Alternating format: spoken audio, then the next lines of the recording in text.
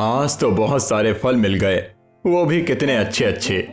काश मैं भी कोई काम कर पाता और थोड़े पैसे कमा पाता, तो मैं भी स्वादिष्ट स्वादिष्ट भोजन खरीद पाता और आनंद उठा पाता। लेकिन क्या कर सकते हैं, मेरे मनहूस होने की वजह से मुझे तो गांव से ही निकाल दिया गया है कि मंदिर में जाकर प्रसाद चढ़ा लूं। पता नहीं मुझे मंदिर गए कितने दिन हो गए हैं, अभी तक शायद गांव के सभी लोग उठे नहीं होंगे। मुझे जल्दी जाकर भगवान के दर्शन कर लेने चाहिए। ऐसा कहते ही श्याम थोड़े फल लेकर गांव के मंदिर की ओर जाने लगा। लेकिन जाते जाते अचानक से ही मुखिया मिल जाता है और श्याम को देख लेता है।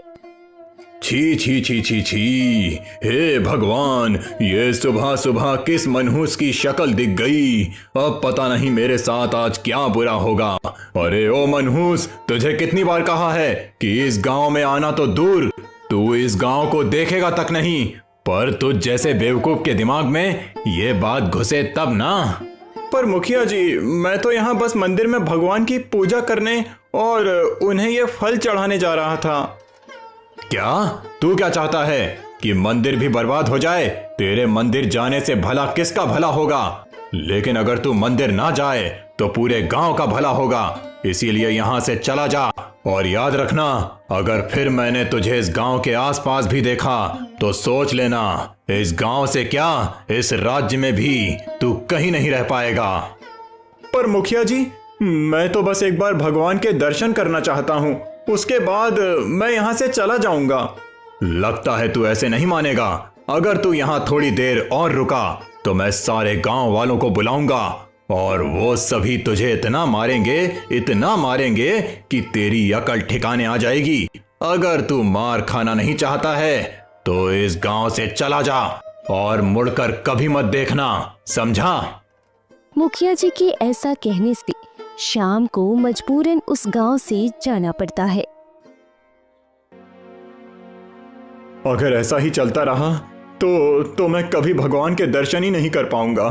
अब लगता है कि मुझे ही मिट्टी से भगवान की मूर्ति बनानी पड़ेगी। इसके लिए अच्छी मिट्टी का होना बहुत जरूरी है, जो मुझे शायद नदी के पास मिलेगी। मुझे वहां जाना चाहिए। श्याम मिट्टी लेने के लिए नदी के पास जाने लगा। तभी अचानक से ही उसे एक लड़की के चिल्लाने की आवाज आती है। बचाओ, बचाओ मुझे कोई बचाओ। अरे ये क्या? ये तो किसी के चिल्लाने की आवाज है। लगता है कोई खतरे में है। तभी जंगल के अंदर से एक लड़की दौड़ते हुए आ रही थी। वो श्याम को देखते ही उससे मदद मांगने लगती है। मुझे बचा लीजिए महाशय, मेरे पीछे कुछ डाकू पड़ गए हैं और वो मुझे पकड़ना चाहते हैं। अगर आप मेरी मदद करते हैं तो इसके लिए मैं आपको बहुत सारा धन दे सकती हूँ। बस आप उन डाकुओं से बचा लीजिए मुझे। डाकू पीछे पड़ गए हैं? आप चिंता मत कीजिए, मैं आपको कुछ नहीं होने दूंगा। आप मेरे साथ आइए।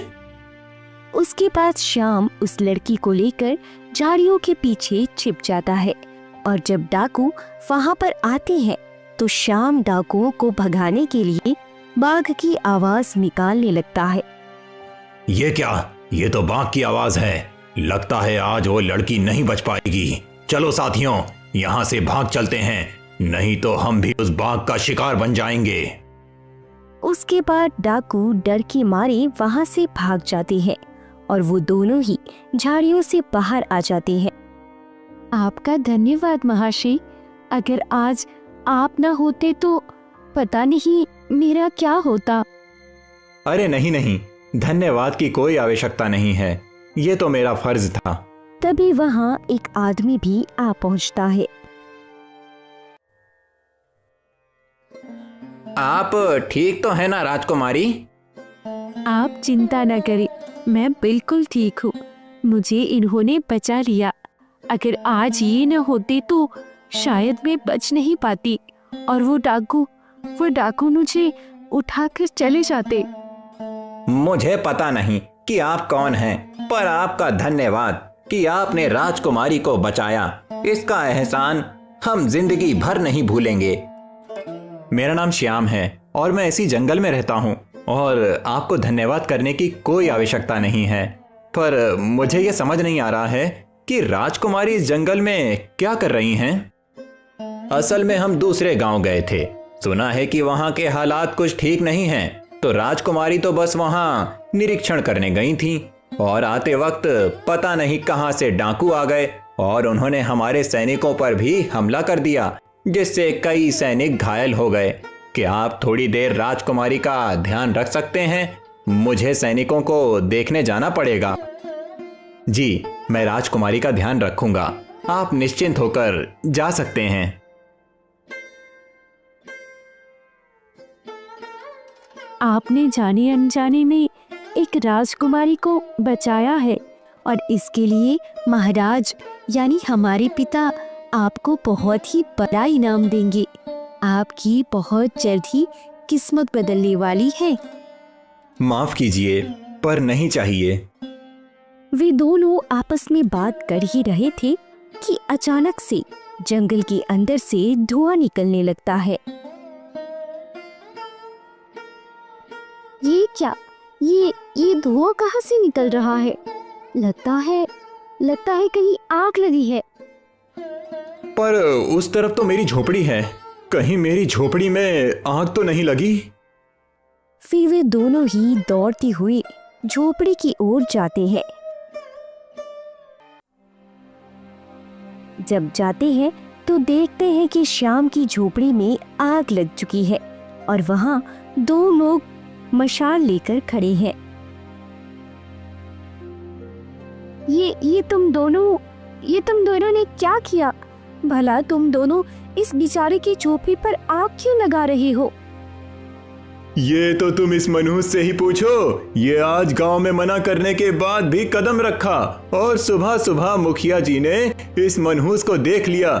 जब वे घर गए तो उनके घर पर आग लग चुकी थी और इसीलिए हमने बदला लेने के लिए इसकी झोपड़ी में आग लगा दी। इसमें इसकी ही गलती है।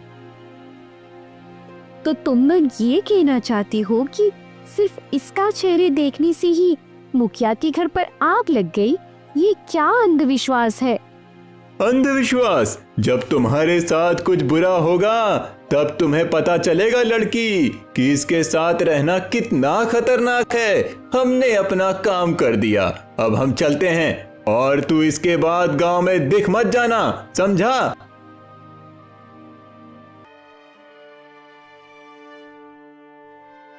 श्याम, ये तो सच में बहुत ही बुरा हुआ है, पर तुम चिंता मत करना।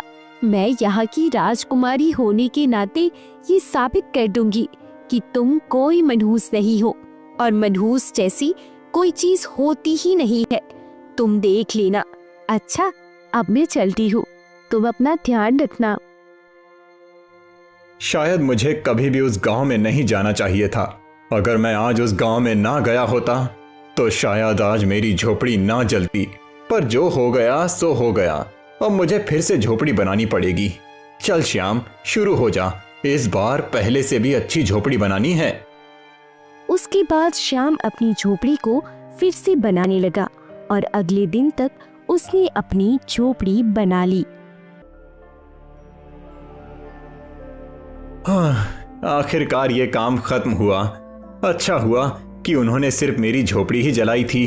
झोपड़ी बनाना तो कितना आसान है, पर अगर उन्होंने मुझे इस राज्य से निकाल दिया होता तो पता नहीं मेरा क्या होता। सही कहा तुमने। शायद झोपड़ी बनाना तो तुम्हारे लिए बहुत ही आसान है और इसीलिए तुमने जो किया उसकी इतनी छोटी सजा तो नहीं हो सकती ना। मैं कुछ समझा नहीं मुखिया जी, आप क्या कहना चाहते हैं? अभी समझाता हूं। तुम्हें तो याद ही होगा कि हमने तुम्हें गांव आने से मना कर दिया था, फिर भी तुम कल सुबह गांव आए। तुमने पंचायत के आदेश का उल्लंघन किया और तुम्हारी वजह से मेरे घर में आग भी लग गई और वो घर के अंदर का सारा कीमती सामान जलकर राख हो गया। पर मुखिया जी, मैंने घर में आग नहीं लगाई। तुमने आग नहीं लगाई है, पर तुम्हारी मनहूस शक्ल देखने की वजह से मेरे घर में आग लग गई और इसका भुगतान तो तुम्हें करना पड़ेगा। पर मुखिया जी, मेरे पास इतना धन नहीं है कि मैं आपके नुकसान की भरपाई कर सकूं। मैं तुमसे धन की मांग नहीं कर रहा हूं। हमने कल बहुत ही सोच विचार किया और फिर इस नतीजे पर आए हैं कि तुम हमारे गांव के लिए और इस राज्य के लिए खतरा हो, जिस कारण अब तुम्हें ये राज्य छोड़कर जाना होगा। पर मुखिया जी, अगर आप मुझे इस राज्य से निकाल देंगे तो मैं कहां जाऊंगा? दया करो मुखिया जी, मैं वादा करता हूं कि मैं आज के बाद कभी भी उस गांव में नहीं जाऊंगा। मेरा विश्वास कीजिए मुखिया जी। हमने तुम्हें एक मौका दिया था जिसे तुमने गवा दिया है। अब हम तुम्हें इस राज्य में एक क्षण भी नहीं रुकने दे सकते। इसीलिए अच्छा यही होगा कि तुम चुपचाप इस गांव से निकल जाओ। पर मुखिया जी। गांव वालों और श्याम के बीच बहस चल ही रही थी कि तभी वहां 2 सैनिक आ जाते हैं। तुम में से श्याम कौन है? ये जो आपके सामने मनहूस खड़ा है, यही श्याम है। अच्छा, तो आप हैं श्याम, हमारे साथ चलिए, आपको राजमहल बुलाया है। देखा श्याम, तुम्हारी मनहूसियत तो राजमहल तक पहुंच गई है। हम तो फिर भी तुम्हें यहां से जाने दे रहे थे, लेकिन लगता है कि तुम्हारी वजह से कुछ बहुत बुरा हुआ है, जिस वजह से महाराज ने तुम्हें महल बुलाया है। मुझे तो लगता है कि तुम्हें तुम्हारी मनहूसियत के लिए जरूर फांसी की सजा देने वाले हैं। अरे नहीं नहीं, आप गलत समझ रहे हैं। इन्होंने कुछ नहीं किया है। इन्हें तो महल इसलिए बुलाया जा रहा है क्योंकि राजकुमारी ने इन्हें अपने वर के रूप में चुना है और इनसे विवाह करना चाहती हैं। ये क्या बकवास कर रहे हैं? ये मनहूस और राजकुमारी का होने वाला पति। मैं कोई बकवास नहीं कर रहा हूं, ये सच है। अब आप चलिए श्याम, आपको जल्दी से जल्दी राजमहल बुलाया गया है। जी चलिए।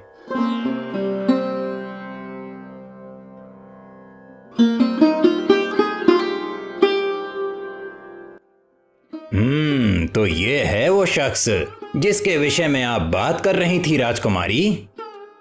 जी पिताश्री, यही है जिससे मैं विवाह करना चाहती हूँ। एक बार फिर सोच लीजिए। मैंने सोच लिया है पिताश्री। महाराज बिल्कुल उचित कह रहे हैं राजकुमारी। एक बार पुनः सोच लीजिए, क्योंकि शायद आपको पता नहीं होगा, ये श्याम एक मनहूस है। मुझे ये बात भली भांति पता है मुखिया जी। क्या कहा? पता है? तो फिर आप इससे विवाह क्यों करना चाहती हैं? क्योंकि मैं अंधविश्वास में नहीं मानती मुखिया जी। श्याम एक मनहूस है, ये एक अंधविश्वास है, इसके अतिरिक्त और कुछ नहीं। और इस राज्य की राजकुमारी होने के नाते इस अंधविश्वास को खत्म करना मेरी जिम्मेदारी है। आप गलत सोच रही हैं राजकुमारी। ये कोई अंधविश्वास नहीं है। ये श्याम जिसके भी साथ रहता है, उसके साथ कुछ ना कुछ अवश्य बुरा होता है। अभी भी वक्त है, आप इसे इस राज्य से निष्कासित कर दीजिए, अन्यथा ये एक दिन हमारे राज्य के लिए बहुत ही बड़ा संकट बन सकता है। ये सच नहीं है मुखिया जी। आपने कहा कि श्याम जिसके भी साथ रहते हैं उसके साथ कुछ न कुछ बुरा जरूर होता है, परंतु वो श्याम ही है जिसके कारण मेरी जान बची थी। आपकी जान बचाई थी? हम कुछ समझे नहीं। जब हम जंगल से महल आ रहे थे तभी कुछ डाकू हाथ धोकर हमारे पीछे पड़ गए थे, जिसके बाद श्याम ने अपनी सूझबूझ से हमें बचा लिया, अन्यथा आज हम आप सबके सामने नहीं होते। अगर ये सच में मनहूस होते तो हमें तो इससे भी बड़ी संकट में फंसना चाहिए था ना, पर इनसे मिलने से तो संकट आने की बजाय संकट तो टल गया। ये आप क्या कह रही हैं राजकुमारी जी? हमें तो अभी भी विश्वास नहीं हो रहा है। आप एक बार पुनः सोच लीजिए राजकुमारी, कहीं लेने के देने न पड़ जाएं। हमने सोच लिया है, अब जो होगा देखा जाएगा। तो ठीक है श्याम, आज से तुम हमारे साथ हमारे राजमहल में रहोगे। उसके बाद मुखिया और सारे गांव वाले वहां से चले जाते हैं और महाराज भी। अच्छा सुनिए राजकुमारी जी, आपने ऐसा क्यों किया? हम तो बस आपका ऋण उतारना चाहते हैं। बस अपने उन डाकुओं से हमारी जान बचाई थी, अब हमारी बारी है। पर राजकुमारी, अगर मेरे यहाँ होने से कुछ बुरा हुआ तो? आप इतना मत सोचिए, ऐसा कुछ नहीं होगा। आप भरोसा रखिए, बस आज का दिन किसी तरह पार हो जाए, उसके बाद आपके सर से मनहूस होने का दाग मिट जाएगा। राजकुमारी के ऐसा कहने के बाद से श्याम बहुत ही बेचैन हो गया और रात भर वह सो नहीं पाया। पूरे एक दिन बीत जाते हैं पर कुछ भी बुरा नहीं होता और अगले दिन फिर से मुखिया गांव वालों के साथ आ जाता है। देखा मुखिया जी, मैंने कहा था ना कि श्याम मनहूस नहीं है। देखिए, अब पूरे एक दिन गुजर चुके हैं और ऐसा कुछ नहीं हुआ जिससे आप श्याम को मनहूस कह सकते हैं। पर मुझे अब भी इस मनहूस पर भरोसा नहीं है। जब यह अनाथ आश्रम में था तो इसके 12 वर्ष हो जाने के बाद अनाथ आश्रम बंद हुआ। इसीलिए मेरा मानना यह है कि भले ही आज कुछ नहीं हुआ पर आगे भी कुछ नहीं होगा। क्या आप ये दावे के साथ कह सकती हैं? बस मुखिया जी, बहुत हो गया। मुझे विश्वास नहीं हो रहा है कि आप एक गांव के मुखिया होकर इन सब बातों पर विश्वास करते हैं। आप भला किसी को भी मनहूस कैसे कह सकते हैं? और इसने तो मेरी पुत्री की जान बचाई है। चाहे कुछ भी हो जाए, मैं इसे मनहूस कभी नहीं मानने वाला। पर महाराज, आप बात को समझ नहीं रहे हैं। दोनों के बीच बहस चल ही रही थी कि अचानक से एक सैनिक आता है और कहता है, अनर्थ हो गया महाराज, अनर्थ हो गया। अनर्थ हो गया? क्या अनर्थ हो गया? महाराज, किसी चोर ने राजमहल के राजकोष से बहुत सारा धन चुरा लिया महाराज। ये क्या बोल रहे हो? भला इतने सैनिकों के होते हुए कोई राजकोष को हाथ भी कैसे लगा सकता है? देखा महाराज, मैंने कहा था ना, ये श्याम मनहूस है। अब हो गया ना साबित। जिस राजकोष को कोई हाथ लगाने के बारे में सोच भी नहीं सकता, उसी राजकोष की चोरी हो गई, वो भी तब जब श्याम आपके राजमहल में आया। ये इत्तेफाक तो नहीं हो सकता है ना महाराज? ये आप क्या कह रहे हैं? आप भला चोर ने चोरी की, उसमें श्याम की क्या गलती? श्याम की बस इतनी सी गलती है कि वो इस राजमहल में आया जिससे राजमहल में चोरी हुई। क्योंकि श्याम एक मनहूस इंसान है, वो जहां भी जाता है वहां कुछ ना कुछ बुरा अवश्य होता है। आप ये समझ नहीं पा रही हैं। मैं ये बात मानना तो नहीं चाहता हूं, पर ये सारी घटनाएं इसी तरफ इशारा कर रही हैं कि श्याम एक मनहूस है। पिताजी, आप भी? माफ करना पुत्री, पर मुखिया जी उचित कह रहे हैं। अगर श्याम मनहूस नहीं है तो इसके आने के बाद ही राजकोष की चोरी क्यों हुई? इसके आने से पहले क्यों नहीं? हो सकता है कि ये बस एक इत्तेफाक हो और कुछ नहीं। जो भी हो, पर हम और खतरा नहीं उठा सकते। श्याम, तुमने हमारी पुत्री के प्राण बचाए हैं और इसीलिए मैं तुम्हारा ऋणी रहूंगा। पर अब तुम्हें यहां से जाना होगा। नहीं पिताजी, ये गलत है। आप सब ऐसा कैसे कर सकते हैं? अगर आप सबको सच में लगता है कि श्याम मनहूस है और राजमहल में कुछ बुरा इसलिए हुआ क्योंकि श्याम यहाँ आया था, तो ठीक है, मैं श्याम के साथ उसकी कुटिया में अकेले पूरा दिन बिताऊंगी। फिर देखते हैं कि मेरे साथ क्या बुरा होता है। नहीं पुत्री, तुम ऐसा नहीं कर सकती हो। इसमें बहुत ही खतरा है। मैं तुम्हें ऐसा नहीं करने दूंगा। पिताजी, आप मुझे कृपया करके मत रोकिए। श्याम का मुझ पर बहुत बड़ा एहसान है। आप भरोसा रखिए, मुझे कुछ नहीं होगा। उसके बाद श्याम राजकुमारी के साथ जंगल चला गया अपनी झोपड़ी में। मुझे क्षमा कीजिएगा राजकुमारी, मेरी वजह से आपको इतना कुछ करना पड़ रहा है। इसमें क्षमा कैसी? मैं समझ सकती हूँ कि आप पर क्या बीती होगी। रोज सबके ताने सुनना, गांव न जा पाना, अकेले रहना, ये सब तकलीफों के सामने तो हमारी तकलीफ तो कुछ भी नहीं है। आप चिंता मत कीजिए और हमारे ऊपर भरोसा रखिए, सब ठीक हो जाएगा। आप कह रही हैं तो ठीक है। वैसे यहाँ खाने के लिए कुछ नहीं है क्या? हमें बहुत जोरों की भूख लगी है। मुझे माफ कर दीजिए राजकुमारी, मैं अभी आपके लिए स्वादिष्ट और अच्छे फल तोड़ कर लाता हूँ। आप यहीं रहिएगा, कहीं जाइएगा नहीं, ठीक है? ठीक है, पर जल्दी आइएगा। श्याम फिर जंगल के अंदर फल तोड़ने के लिए चला जाता है और इस तरह राजकुमारी अकेली रह जाती है।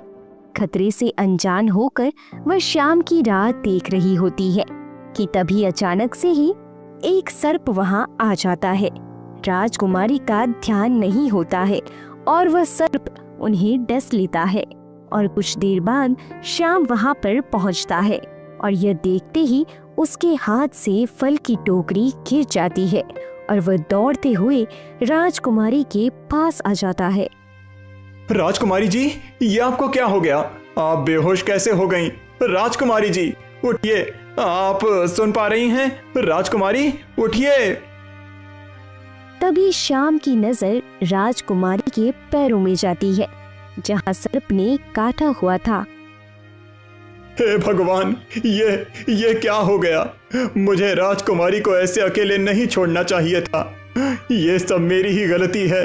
इस गांव में जंगली जानवर और सांपों का खतरा है। मुझे ये बात ध्यान में रखनी चाहिए थी। अब मुझे कैसे भी करके सर्प का जहर निकालना पड़ेगा। श्याम अपने मुंह से सांप का जहर राजकुमारी के पैरों से निकालने लगा। कुछ देर तक निकालने के बाद राजकुमारी होश में आती है। राजकुमारी, आखिरकार आप होश में आ ही गईं। पता है मैं कितना डर गया था। मुझे माफ कर दीजिएगा राजकुमारी जी, ये सब मेरी वजह से हुआ। अगर मैं आपको अकेला ना छोड़ता तो ये सब कभी नहीं होता। आप ऐसा बिल्कुल मत सोचिए श्याम, गलती तो मेरी थी कि मैंने ध्यान नहीं रखा अपना। मुझे समझना चाहिए था कि ये जंगल है और यहाँ कुछ भी हो सकता है, पर कुछ भी हो आपने फिर से मेरी जान बचाई है। श्याम, अब तो पिताजी मान ही जाएंगे कि आप कोई मनहूस नहीं है। अब हम चलते हैं यहाँ से। जी, जैसा आप कहें। उसके बाद राजकुमारी और श्याम महाराज के पास उनके महल जाते हैं और राजकुमारी को देखकर सब हैरान हो जाते हैं कि उन्हें कुछ क्यों नहीं हुआ। तभी मुखिया की नजर राजकुमारी के पैरों में जाती है। ये सब क्या है राजकुमारी जी? आपके पैरों में ये घाव कैसे? जी, ये मुझे एक सर्प ने काटा था। जब मैं जंगल में थी तब। क्या कहा? एक सर्प ने काटा था? देखा महाराज, मैंने आपसे कहा था ना, ये श्याम एक मनहूस है। इसके साथ जाते ही राजकुमारी को सर्प ने काट लिया। वो तो भगवान की कृपा थी, इसीलिए राजकुमारी को कुछ नहीं हुआ। नहीं मुखिया जी, ये सच नहीं है। जब मुझे सर्प ने काटा था तब तो श्याम वहाँ पर था भी नहीं। अगर वो होता तो मुझे पूरा यकीन है कि सर्प मुझे नहीं काटता। इसके अलावा वो श्याम ही है जिसकी वजह से मैं आज भी बच पाई हूँ। श्याम ने ही मेरे पैरों से जहर निकालकर औषधि लगाई जिससे मैं स्वस्थ हो पाई। भले ही श्याम ने आपको बचाया हो, पर सर्प ने आपको इसीलिए काटा क्योंकि आप श्याम के साथ गई थी, इस मनहूस के साथ। आप अब भी समझ नहीं पा रहे हैं मुखिया जी। समझ तो आप नहीं पा रही हैं। मुखिया जी बिल्कुल उचित कह रहे हैं। माफ कीजिएगा, पर अब हम आपकी बात नहीं मान सकते। श्याम, तुमने हमारी पुत्री की जान बचाई थी उन डाकुओं से, इसके लिए हम तुम्हारे ऋणी हैं। पर तुम्हारी ही वजह से राजकोष की चोरी हुई और राजकुमारी को सर्प ने भी डसा। इसीलिए हम ये आदेश देते हैं कि तुम अब इस राज्य में नहीं रह सकते हो। तुम हमारे राज्य के लिए एक खतरा हो और इसके लिए तुम्हें हम इसी वक्त राज्य से निकलने का आदेश देते हैं। नहीं पिताजी, ऐसा मत कीजिए। आप किसी निर्दोष के साथ ऐसा नहीं कर सकते। वो तो शुक्र मनाइए कि श्याम ने आपकी जान बचाई थी, इसीलिए हम इन्हें जाने दे रहे हैं, अन्यथा इसे हम फांसी की सजा दे देते। श्याम, उम्मीद है कि तुम हमारे फैसले का मान रखोगे और इस राज्य में मुड़ के कभी नहीं देखोगे। जी महाराज, मैं समझ गया और आपका धन्यवाद मुझे जाने देने के लिए। नहीं नहीं, रुकिए श्याम, मैं आपको यहाँ से जाने नहीं दूंगी, चाहे कुछ भी हो जाए। कोई बात नहीं राजकुमारी, वैसे भी मैं अकेला ही रहता आया हूँ। मेरे साथ आज तक कुछ अच्छा नहीं हुआ, पर अब आप अपना ध्यान रखिएगा, क्योंकि अब मैं नहीं आ सकता आपको बचाने के लिए। अच्छा, तो अब मुझे चलना चाहिए। किस्मत ने चाहा तो हम फिर मिलेंगे। राजकुमारी श्याम की बातों को सुनकर भावुक हो जाती है और रोने लगती है, और श्याम उस समय राज्य से चला जाता है, हमेशा हमेशा के लिए। और उसके 1 महीने बाद कितना अच्छा लग रहा है। ऐसा लग रहा है जैसे कितनी शांति हो गई है उस मनहूस के जाने के बाद। सही कह रहे हैं मुखिया जी, अब पूरे 1 महीने गुजर चुके हैं, पर अभी तक कुछ भी बुरा नहीं हुआ। मुझे तो लगता है कि उसे पहले ही यहाँ से भगा देना चाहिए था। सही कह रहे हो मित्र, अगर मैंने ऐसा पहले ही कर दिया होता तो कम से कम मेरा घर तो नहीं जलता। वे दोनों ही आपस में बात कर ही रहे थे कि अचानक राजमहल से एक घोषणा आती है। सुनो सुनो सुनो, सभी को सूचित किया जाता है कि अब सब 1 महीने के लिए भोजन की व्यवस्था कर लें, क्योंकि बहुत ही जल्द युद्ध होने वाला है। दूसरे राज्य के राजा ने युद्ध की घोषणा की है, जल्दी ही युद्ध होगा और इसीलिए कुछ दिनों तक आप सभी को घर में ही रहना पड़ेगा या गांव छोड़कर जाना भी पड़ सकता है, तो अपना और अपने परिवार का ध्यान रखें। सुनो सुनो सुनो। अरे ये क्या मुखिया जी, युद्ध होने वाला है, वो भी हमारे पड़ोसी राज्य से। वो तो बहुत ही शक्तिशाली है, क्या हम टिक भी पाएंगे? ये तो सच में बहुत बड़ी मुसीबत है। हमें अभी महाराज के पास जाकर उनसे बात करनी पड़ेगी। मुखिया और गांव के कुछ लोग महाराज के पास जाते हैं। प्रणाम महाराज, ये क्या सुन रहे हैं? पड़ोसी राज्य हम पर हमला करने वाला है। आपने सही सुना है मुखिया जी, हमने उनसे संधि करने की भी कोशिश की, परंतु वो नहीं माने और उन्होंने युद्ध की घोषणा भी कर दी।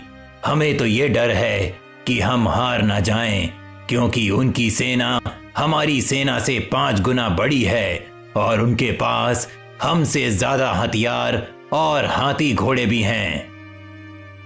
5 गुना बड़ी सेना? तब तो हम किसी भी हाल में नहीं जीत सकते महाराज। ये क्या हो गया? अब हमारा क्या होगा? ये तो बहुत ही बड़ी मुसीबत है।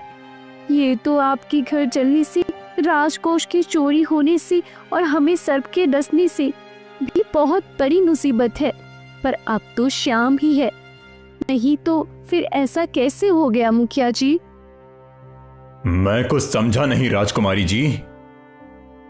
आप इतने भी मासूम मत बनिए मुखिया जी। आपने गांव में होने वाले, राजमहल में होने वाले और मेरे साथ जो जो हुआ, उन सब का आरोप आपने बेचारी श्याम पर लगा दिया कि वो मनहूस है। पर अब तो वो है ही नहीं और इतनी बड़ी समस्या आ गई। तो मैं बस इतना जानना चाहती हूँ कि अब आप सब इस युद्ध का इल्जाम किस पर लगाने वाले हैं और किसे मनहूस कहने वाले हैं? देखिए, मैं आपकी बात समझ रहा हूँ कि आप क्या कहना चाहती हैं, पर अभी इस समय ये सब बात सोचने का समय नहीं है। हमें जल्दी ही कुछ करना पड़ेगा, अन्यथा ये राज्य दूसरे राज्य के राजा के पास चला जाएगा।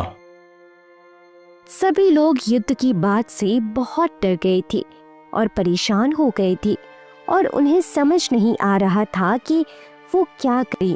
तभी एक सैनिक आता है। प्रणाम महाराज, एक दूत आया है दूसरे राज्य के राजा का संदेश लेकर, और वो आपसे मिलना चाहता है। एक दूत आया है, उसे जल्दी अंदर भेजो।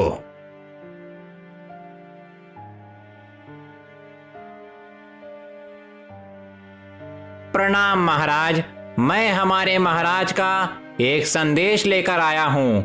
मुझे संदेश सुनाने की इजाजत दें। इजाजत है। महाराज ने कहा है कि वो आपके राज्य के साथ युद्ध करने वाले थे, परंतु उनके सलाहकार के कहने पर उन्होंने ये युद्ध रोक दिया है और आपसे संधि करने के लिए तैयार हैं, और वो कल आपसे मिलना चाहते हैं। क्या आप इसके लिए तैयार हैं, या आप भी उनसे युद्ध करने में रुचि रखते हैं? कृपया हमें बताइए। क्या कहा? उन्होंने संधि के लिए हाँ कर दी और युद्ध रोक दिया? हमें भी युद्ध में कोई रुचि नहीं है। हम भी शांति से रहना चाहते हैं और इसीलिए वे कल यहाँ आ सकते हैं। हमें बेहद खुशी होगी। जी, जैसा आप कहें तो ठीक है, अब हम चलते हैं। दूत के वहां से जाने के बाद मुखिया और महाराज सभी लोग बेहद खुश हो जाती है और अगले ही दिन दूसरे राज्य के राजा राजमहल आ पहुंचते हैं। महाराज, हमें बेहद खुशी हुई कि आप इस संधि को मान गए और युद्ध रोक दी। रोकनी तो थी ही, आखिर हमारे सलाहकार ने हमें ऐसा करने को जो कहा था। आपके सलाहकार ने कहा था? तो वो अभी कहाँ हैं? आपके साथ नहीं आए? हाँ महाराज, हमें उनसे मिलकर उनका शुक्रिया अदा करना था। हमने उनसे बहुत कहा, पर पता नहीं क्यों वो यहाँ नहीं आना चाहते थे। उन्होंने आने से मना कर दिया। बस इतना कहा कि कुछ भी हो जाए पर युद्ध ना हो। अच्छा, ऐसी बात है। अच्छा, तो कोई बात नहीं। जब हम आपके राज्य जाएंगे तो उन्हें शुक्रिया जरूर कहेंगे। वैसे उनका नाम क्या है? क्या हम ये जान सकते हैं? उनका नाम श्याम है। महाराज के ऐसा कहते ही सारे गांव वाले, मुखिया और महाराज सब चौंक जाते हैं। श्याम नाम है? क्या आप मुझे उनके बारे में और कुछ बता सकते हैं? उनके बारे में उनकी तो जितनी प्रशंसा की जाए उतनी कम है। वो हमें 1 महीने पहले ही मिले थे। जब वो उस राज्य में आए थे उनके पास तो एक आना तक नहीं था। फिर वे हमारे राज्य में काम करने लगे। उनका काम बहुत ही सुंदर था। जो भी काम करते थे वो उत्तम ही करते थे और बहुत ही दयालु भी थे। राज्य में सभी की मदद करते थे बिना किसी स्वार्थ के। क्या उनके वहां होने से किसी भी प्रकार की दुर्घटना नहीं होती थी या किसी के साथ कुछ बुरा? ये आप क्या कह रहे हैं? उल्टा तो जहां भी कुछ बुरा होता था वो वहां उनकी मदद करते थे। क्या आप सच कह रहे हैं? और नहीं तो क्या। एक दिन तो मैं एक निर्दोष को फांसी की सजा देने वाला था, परंतु श्याम ने हमें रोका और उन्होंने अपनी सूझबूझ से असली अपराधी का पता लगाकर उस बेचारे को बचा लिया। और वो पहले व्यक्ति थे जिन्होंने हमसे ऊंची आवाज में बात की थी और कहा था कि हमें किसी को भी बिना सोचे समझे सजा नहीं देनी चाहिए। क्रोध में आकर तो बिल्कुल नहीं। उनकी बुद्धि और हिम्मत को देखते हुए हम काफी प्रसन्न हुए और उन्हें अपना सलाहकार रख लिया। वो तो बहुत ही समझदार और अच्छे इंसान हैं, सबकी मदद करते हैं। पर आप सब ऐसा क्यों कह रहे हैं? हम बताते हैं महाराज कि ये सब ऐसे क्यों कह रही है। उसके बाद राजकुमारी ने महाराज को सारी बात विस्तार से बताई। महाराज ये सुनने के बाद थोड़े क्रोधित हुए और कहा, अब मैं समझा कि वो यहाँ क्यों नहीं आना चाह रहे थे। आप सब किस युग में जी रहे हैं?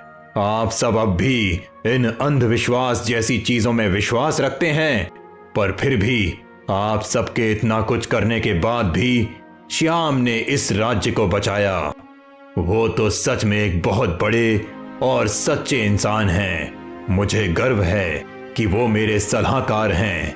अच्छा, तो अब हम चलते हैं और आप सब चिंता मत कीजिएगा। अब श्याम यहाँ कभी नहीं आएंगे। वो आना भी चाहेंगे तो हम उन्हें ऐसी घटिया जगह पर कभी नहीं आने देंगे।